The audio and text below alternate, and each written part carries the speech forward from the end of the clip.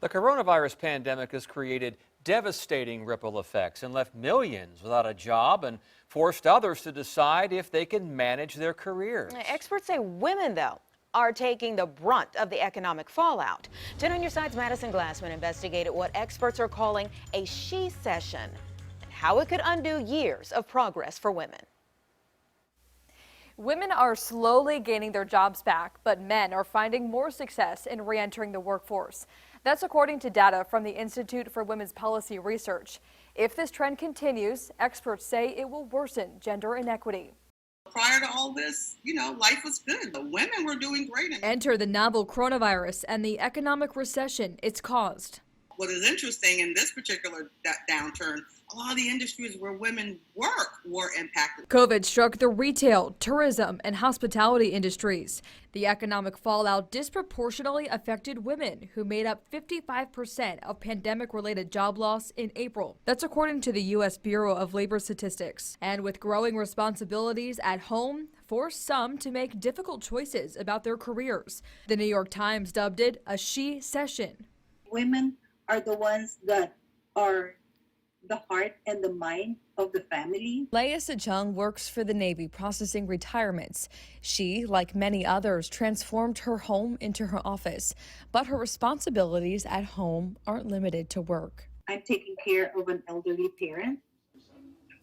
My ex-mother-in-law lives with me. Women have been the ones who take care of the family members. So the caregiver role that a lot of us have, whether you're a married woman or a single mom, the school's closed. What are you supposed to do? Or you may be taking care of an elder person in your family, and you're that caregiver, and some women had to make that choice of family or job. In fact, 1 in 5 working-age adults had to make that choice. It's a decision women are 3 times more likely to make than men. For Leah, she never had to make that difficult decision, but she understands why so many women have. It was hard mentally, and physically, it's really hard. So that's why I'm glad that at work we were able to work flexible. Experts say the she-cession could further widen the gap of gender equality and wipe out 30 years of progress unless the government steps in to help.